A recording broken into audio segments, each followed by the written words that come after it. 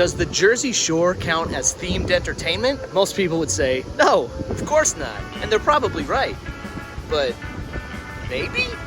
Hanging with Stitcher, chocolate bar, cupcake, cheese alive. Buffy with burgers, squishy with bar, cupcake, cheese alive.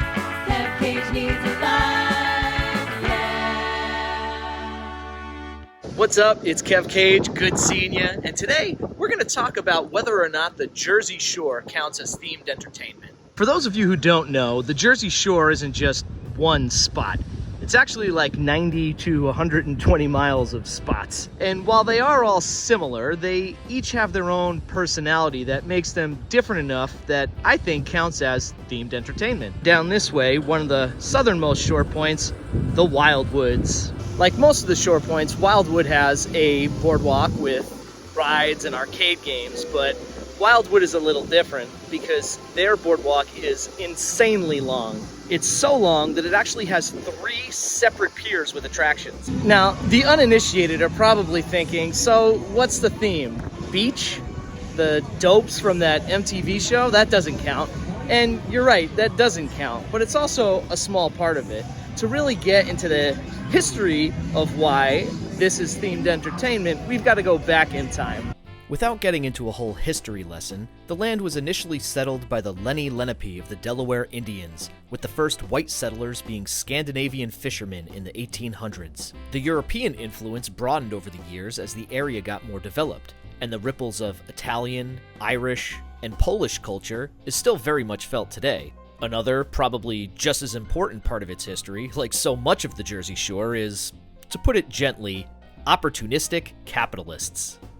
Boy howdy, do they have that in Wildwood.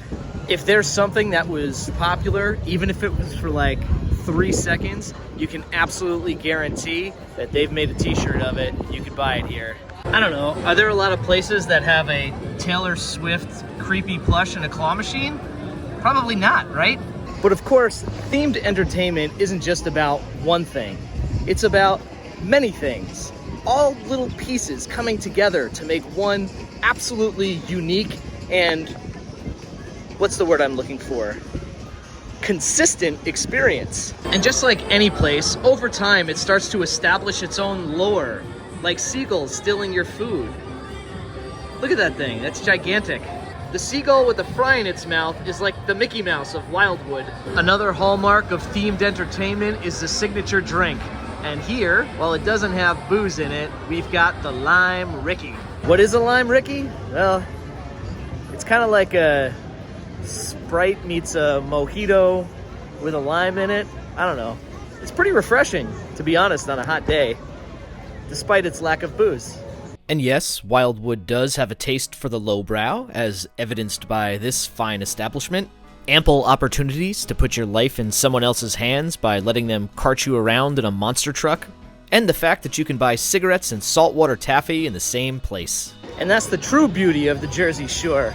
You can dial it up nice if you feel like something fancy, or you can indulge your incredibly trashy side if you wanna. We don't care! We've got drinks, not just named after the tram car, but about how tacky we all are. Where else on the planet can you get crazy junky pizza and then go to church at the Boardwalk Chapel?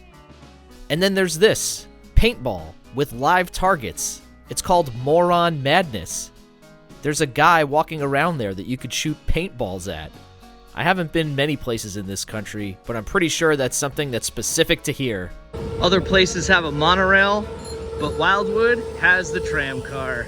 A true delight. For just $5 each way, you can get a sweet ride down the entirety of this very, very, very long, in case I hadn't mentioned it before, boardwalk. Watch the tram car, please. I mean, shoot, the tram car has its own roller coaster. Amazing! And of course, where would we be if we didn't have a giant King Kong climbing a lighthouse with none other than the tram car in hand? Another thing that's Wildwood specific is the influx of doo-wop culture. Weird, I know, but great. Wildwood started to gain popularity as a resort town around the same time that doo-wop architecture was popular around the 1950s. In fact, Bill Haley and his Comets first performed Rock Around the Clock, often credited as the first rock and roll record, on Memorial Day weekend in 1954 at the Hofbrau Hotel in Wildwood. I got that from ivanhoemotel.com. Where else on the planet do you get a doo-wop themed roller coaster? And another storied part of Wildwood history, the haunted house. The old Castle Dracula was a rite of passage for any young one approaching their teen years, to the point where they weren't afraid to try it. It's like a little slice of Halloween Horror Nights that's available all summer long. Don't like the seagull eating a French fry? Don't worry. We've got seagull eating pizza and tram car plushies. A mode of, oh wow, there's a driver in there too, look at that. Any mode of transportation that gets its own toy absolutely counts as themed entertainment. He says watch the tram car, please. I don't know if you could hear it, trust me. Watch the tram car, please. Watch the tram car, please. Watch. You've got hermit crabs. And while sure, you can get hermit crabs anywhere, at the Jersey Shore, you can get hermit crabs everywhere. Look at that little guy. Hey buddy, you're cute. And of course, just like any other themed entertainment, it's not without its share of criticism. One of the best parts about the Jersey Shore is the proliferation of mom and pop stores. But when things like this start to show up, or even worse, something like this, which, okay, a 2-floor Domino's in any other context that's facing a beach would be kind of cool, but you start to hear the haters come out. More of the international and worse Philly influence are shown here with things like Polish water ice, the king of redundancy. What's something else that makes this place special? Poker tournaments in a casino. Well, it's not really a casino, it's an arcade. That's right, it's an arcade that has poker tournaments to win tickets for prizes. Where else do you get that? More specific treats. You can get a frozen custard anywhere, but you can only get Core Brothers right here, baby. I mean, come on. Look at this absolutely beautiful mess. And while I recognize having the name of the place you're visiting on a shirt in and of itself isn't anything noteworthy, the sheer amount of options here is astounding. Wildwood and the Jersey Shore at large isn't just somewhere to visit. It's a unique place with its own style and flair. There may be a ton of boardwalks in this country, just like there are a boatload of theme parks, but what you get here is very much its own themed thing.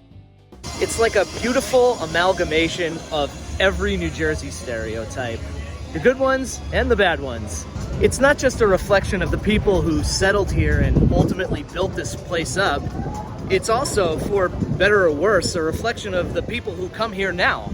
People always have the same puzzled reaction when, now living in Southern California, telling people that I'm going back to the Jersey Shore for a vacation. And they never seem to understand that it's not just about being at the beach. It's a completely separate vibe. It's something that you can't really get anywhere else on the planet. If you're just looking for arcade games and rides on a boardwalk, then sure, you can go to the Santa Monica Pier. But if you're trying to say that this is not different than that, I don't know, man. I don't know what to tell you. Another hallmark of this part of Wildwood, and I don't know if it counts because it's not on purpose, is that the water is so unbelievably far from the beach, or from the pier, or from the boardwalk, or whatever you want to say. I've been walking for like 3 miles, and this endless journey has just begun. Still, and nowhere near the water. Okay, so how about we take this thing home and sum everything up? I know I've repeated myself a bit, but I tend to do that when I think I have an idea, don't plan anything out beforehand, and try to figure it out after the fact. Only the best on this channel. Anyway, I think I've made my point. If you've never been to the Jersey Shore, would I recommend going? Of course I would. Not just Wildwood, but spend a week hopping to every shore town and seeing what it has to offer. Drive down the Garden State Parkway and get a Red Bull at the John Bon Jovi rest stop, which is actually a real thing. I think everyone needs to experience it at least once. I meant the shore, but I kind of mean the rest stop too. If nothing else, a trip there is great exposure to another little nook of this country and a peek of what it's like to live somewhere else, assuming you're not a local. You may find some of the overt politics a little gross, but again, this place is a reflection of its visitors, and if nothing else, it's interesting to see the mix. Oh shoot, I'm just realizing I didn't talk about the pancake houses. That's another big thing here. Go to Uncle Bill's, it rules. If you've enjoyed this video, please consider subscribing, as I try to post about other themed entertainment once every other week. Thanks for watching, and as always, if you're lucky enough to be at the Jersey Shore, you're lucky enough. See you next time.